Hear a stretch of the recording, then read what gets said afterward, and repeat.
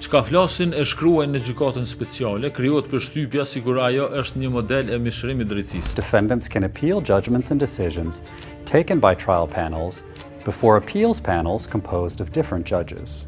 Por në praktikë është totalisht ndryshe. Avokati i Hashim Thaqit, Luka Misetic, publikoi para pak ditësh disa të dhëna që shpërfaqin qartë se i gjithë zinxhiri institucional në speciale vepron në koordinim në dëm të krerëve të ushtrisë çlirimtare të Kosovës. Nga 44 ankesa që mbrojtja ka paraqitur në gjykatën e apelit, asnjë nuk është aprovuar. Nga 3 ankesa që prokuroria ka dërguar në apel, të 3 janë miratuar. Si ka mundësi që mbrojtja asnjëherë të mos e bindë apelin? Dhe kush qenë ka kjo prokurori kaq që pagabueshme që sa herë paraqitet në apel del fituese? Fundja, çfarë vlere ka një instancë si apeli në këtë rast nëse në praktikë funksionon vetëm në një drejtim?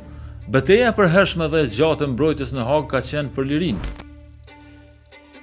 Që nga transferimi në qendrën e paraburgimit në kryeqytetin e drejtësisë ndërkombëtare, Hashim Thaçi, Kadri Veseli, Jakub Krasniqi dhe Recep Selimi kanë kërkuar secili nga 27 herë në total 108 herë të mbrohen në liri.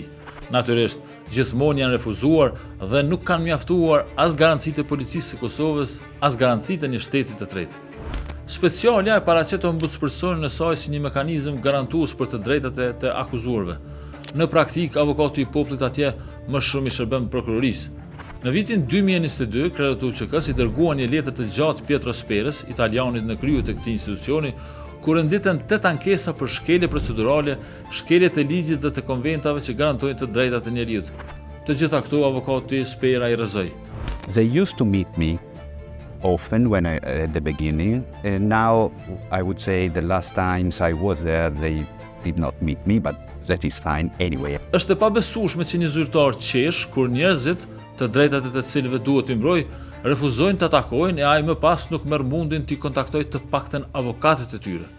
Padyshim nuk është e habitshme kjo sjellje në Hag, sepse kjo është një gjykatë që administron një proces të mbyllur e shumë të gjatë jashtë çdo standardi. Dhe përmes këtij gjykimi tentoi të ndërtojë një tregim për UÇK-n me dokumente nga Serbia. Sipas një raporti të ekspertëve eminent britanik, specialja përdori të paktën 2356 dokumente që buronin nga Beogradi. Mbrojtja kërkoi vazhdimisht që këto dokumente të verifikoheshin, por kurrë kjo thirrje nuk ju dëgjua. Duke njohur historinë e manipulimit të provave nga Serbia, si është të mundur që asnjë nga këto 2356 dokumente të mos kalojë në një filtr verifikimi? Çfarë dëmi do t'i bënte drejtësisë një kontrolli i vërtetësisë? Në fakt, drejtësinë këto 6 vjet kanë dëmtuar trajtimi pa barabartë, mungesa e theksuar e transparencës dhe mbikëqyrjes së pavarur, stërgjatja e procesit, refuzimi sistematik i lirimit nga paraburgimi dhe injorimi i kërkesave për kontrollin e vërtetësisë së provave.